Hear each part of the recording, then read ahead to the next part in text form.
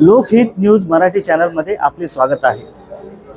फक्त महाराष्ट्राचं नव्हे तर संपूर्ण भारतामध्ये सन्माननीय पत्रकार आणि सामाजिक कार्यकर्ते यांची एकमात्र संघटना आहे all journalist and friend circle आणि या संघटनेतर्फे दरवर्षी प्रेरणा पुरस्कार दिला जातो। या वर्षीही मुंबईच्या सर्वोदय मंडळ येथे कार्यक्रम आयोजित करण्यात आला होता आणि या कार्यक्रमामध्ये काही सन्माननीय पत्रकार आणि सामाजिक कार्यकर्ते यांना प्रेरणा पुरस्कार देऊन त्यांचा सन्मान करण्यात आला।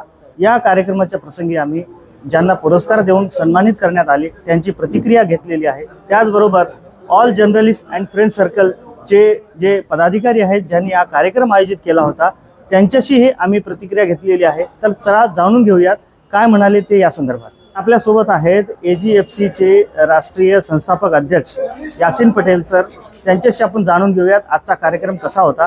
सर काय सांगाल, आजचा जो कार्यक्रम आयोजित करण्यात आला होता प्रेरणा पुरस्कार सोहळा कशा प्रकारचा कार्यक्रम होता आणि कोणाकोणाला पुरस्कार दिले जरा थोडक्यात सांगा। मराठी पत्रकारितेतील म्हणजे जनक जे बाळशास्त्री जांभेकर, नानासाहेब जोशी हे दैनिक सागरचे संपादक, मधु रावकर, मधुकर लोंढे हे दिग्गज पत्रकार जे आहेत त्या दिग्गज पत्रकारांच्या नावाने आजचा हा आमचा प्रेरणा पुरस्कार सोहळा होता।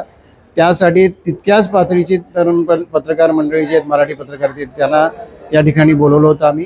त्यांची निवड करताना सुद्धा गुणवंत पत्रकार असेल त्याची निवड आम्ही मोठ्या म्हणजे कसोशीने केली आणि त्याच्यामध्ये आम्ही दलित मित्र रमाकांत आरते यांच्या स्मृतीमध्ये जो पुरस्कार दिला तो आम्ही सुभाष पाटील कर्जत ज्यांची संस्था पण नाही, ज्यांचं सामाजिक काम जोरदार आहे पण संस्था नसलेला माणूस, सर्वोदय या विचाराशी जुळलेला, त्यांचा आज या ठिकाणी रमाकांत आरते स्मृती पुरस्कार देऊन गौरव केलेला आहे। तर दरवर्षी आता हा आम्ही कार्यक्रम करत असतो। गेली 11 वर्ष का आम्ही हा प्रेरणा पुरस्कार सोहळा कार्यक्रम करतोय आणि त्यासाठी महाराष्ट्रातील पत्रकारांचं मोठं सहभाग याच्यामध्ये आहे। तुम्हा सर्वांचं या ठिकाणी मनपूर्वक आभार। आणि ज्या चॅनलने माझी मुलाखत घेतली यांची पाठीमागे सुद्धा आम्हाला अशाच पद्धतीने प्रोत्साहन देण्याचं काम केलं आहे। या चॅनलला सुद्धा मी ऑल जर्नलिस्ट अँड फ्रेंड सर्कलच्या वतीने शुभेच्छा देतो। तर आमच्यासोबत आहेत राजेश नाईक सर, यांच्याशी आपण जाणून घेऊया। आज ते या कार्यक्रमाचे प्रमुख पाहुणे होते। नाईक सर, आज या कार्यक्रमाला तुम्ही प्रमुख पाहुणे म्हणून उपस्थित राहिलात, काय म्हणाल या कार्यक्रमाच्या संदर्भात? अतिशय चांगला उपक्रम आहे ऑल जर्नलिस्ट अँड फ्रेंड सर्कलचा। गेली 20 वर्ष एका सामाजिक भावनेतून ही संघटना काम करते आणि पुरस्कारार्थी देखील असे निवडलेत की जे खरोखरच ज्यांनी आपापल्या क्षेत्रामध्ये चांगल्या पद्धतीचं काम केलेलं आहे आणि कुठलाही वेगळा हेतू न ठेवता निव्वळ पत्रकारितेच्या माध्यमातून लोकांना मदत झाली पाहिजे हा हेतू बाळगून काम करत असलेली संघटना आहे। आणि त्या संघटनेच्या कार्यक्रमाला आलेले सर्व राज्यभरातले पत्रकार, शिक्षक आणि सामाजिक कार्यकर्ते यांची तळमळ या ठिकाणी दिसली। एवढे लांबून आले ते, अगदी म्हणजे छोटेखानी अतिशय घरगुती स्वरूपाचा कार्यक्रम झाला, कुठलेही बडेजाव नव्हता, तरीही ते लोक या ठिकाणी आले। तर यातच ते संघटना चे जे मूळ आहे ते चांगल्या पद्धतीने रुजलेलं आहे हे स्पष्ट झाले। सर्वप्रथम सर्व सहकाऱ्यांचं आणि AGFC संघटनेचं मी धन्यवाद आणि आभार व्यक्त करतो की मला ही संधी दिली। मला एक जीवन गौरव पुरस्कार नावाने सन्मानित केलं, पण जीवन गौरव पुरस्कार ज्यांना मिळतो त्यांनी निवृत्त व्हायचा असा एक संदेश दिला जातो। पण माझं असं आहे की ह्या पुरस्कारानंतर माझा आज नवीन म्हणजे इनिंग 2 सुरू होणार आहे, त्याचा मला असं आनंद होतो आहे। पण त्याचवेळी जबाबदारीची पण जाणीव होते की आपण जे कार्य करतोय त्याचं कोणीतरी आपल्याला स्वीकार करून त्याला चांगलं बोलले आहे तर आपल्याला उत्कृष्ट कार्य किंवा अतिउत्तम कार्य करण्याची आपल्याला प्रेरणा मिळते। आणि मोहीनभाई, तुमचंही आणि तुमच्या चॅनलचाही धन्यवाद। राजू कोंडीबा रणवीर, अलिबाग येथून आलो। आज मला या ठिकाणी शरददादा बोरकर यांच्या नावाने सामाजिक कार्यकर्ता प्रेरणा पुरस्कार मिळाला, त्याबद्दल मी ऑल जर्नलिस्ट फ्रेंड सर्कल यांचे मनपूर्वक आभारी आहे। हा पुरस्कार मिळाल्यामुळे समाजामध्ये सामाजिक कार्यकर्ता म्हणून माझी जास्त जबाबदारी वाढलेली आहे आणि ती मी अधिक जोमाने करत राहील। धन्यवाद। संतोष प्रभाकर वाळिंबे आणि या ठिकाणी मला या आदर्श शिक्षक पुरस्कार म्हणजे या संदर्भाने हा पुरस्कार मिळालेला आहे आणि एकूणच या विद्यार्थ्यांप्रती समाजाप्रती असलेली कामगिरी आणि या संस्थेने त्याची दखल घेऊन खऱ्या अर्थाने कोणत्या प्रकारची कागदपत्र न देता हा पुरस्कार जो जाहीर झाला तो त्याच्यातील गुण शोधून हा पुरस्कार जाहीर झालेला आहे आणि त्यामुळे मला त्याचं महत्त्व आणि एकूण त्या पुरस्काराबद्दल मला या संस्थेचा मोठा सन्मान आहे, मान आहे. त्यांचे मी आभार व्यक्त करतो. गेली 30 वर्ष पत्रकारिता क्षेत्रात काम असल्याबद्दल आज या संस्थेने मला जीवनगौरव हा पुरस्कार दिला आहे. त्यामुळे आनंद द्विगुण झाला आहे. खरं अशाच पुरस्कारामुळे एक कॉन्फिडन्स वाटतो का अजून पुढे चांगलं करा. पत्रकारी क्षेत्रामध्ये जे आपण उरस घेतला आहे, समाजाचं आपण काही देणे लागतो ह्या भावनेतून आपण काम करतो, त्यामुळे एक उत्साह वाटतो. अशा प्रकारचे पुरस्कार हे आपल्याला एक सामर्थ्य देतात, ताकद देतात आणि ह्या आजच्या पुरस्कार मी असीम पटेल आणि सर्व टीमचे आभार मानतो का त्यांच्यामुळे मला हा पुरस्कार मिळाला. त्या सर्वांचे आभार, धन्यवाद. संतू धनवडे, राहणार धामोड तालुका राधानगरी जिल्हा कोल्हापूर. मी गेली 30 वर्षे पत्रकार विभागामध्ये काम करत आहे. 11 वर्ष लोकमतमध्ये काम केलं, 20 वर्षे पुणेनगरीत काम केलं.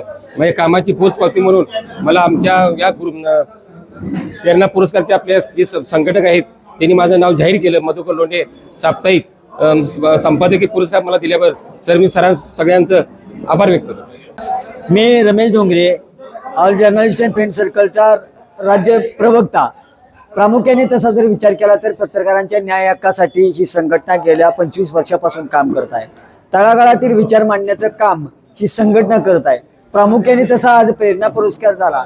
महाराष्ट्रातील विविध चांगल्या आणि गुणवंत पत्रकारांना त्यांनी आदर्श काम केल्याबद्दल त्यांना संघटनेमध्ये गुणगौरव करणे करा याचा सार्थ अभिमान आम्हाला वाटतो. मी बाळकृष्ण नेरकर, अकोला जिल्हा हिवरखेड येथील ग्रामीण भागातील गेल्या 40 वर्षापासून पत्रकारिता करतो आणि या पत्रकारितेच्या माध्यमातून सामाजिक उपक्रम राबवत असतो. लोकांचे जे ग्रामीण भागातले प्रश्न असतात ते शासन दरबारी मांडण्याचा माझ्या लेखणीचा आणि माझ्या यूट्यूब चॅनलचा प्रयत्न राहतो आणि त्या माध्यमातून आजपर्यंत मी 19,000 दिव्यांगांचे कामं केलेले आहेत.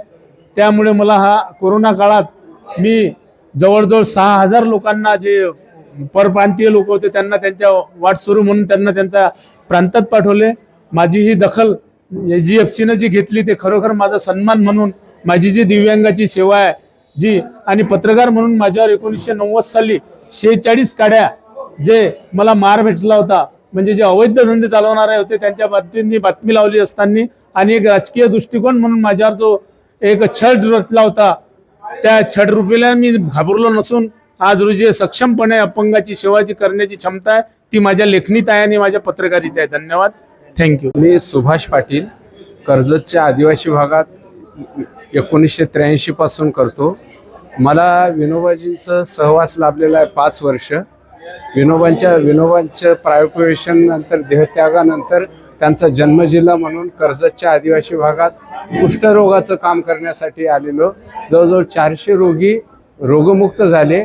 कुणालाही घरदार सोडावं लागलं नाही. घरदार सोडलेले ते बरे झाले. 1000 दिव्यांग मुलांना स्वावलंबी केलं. ते स्वतः शिकले, अनेक नोकरीला आहेत, स्वतःचा व्यवसाय करतात.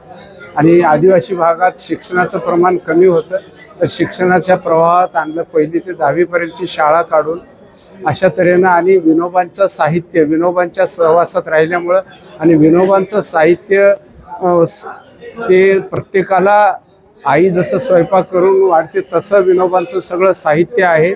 अनेक सर्वसामान्य माणसालाही समजेल असं साहित्य ते आहे विनोबांचं.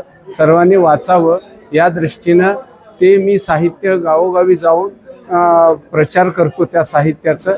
आणि हे विनोबांचा भाऊ आहे ते त्यांचाही विनोबांच्या आश्रमात मला त्यांच्या भावांचाही सहवास लाभलेला आहे. अशा तऱ्हेनं थोडक्यात आता मी कर्जतच्या आदिवासी भागात आणि महाराष्ट्रात ही विनोबांच्या साहित्याचा प्रचार करण्याचा विचार चाललेला आहे. कारण का साहित्यातून धन्यवाद.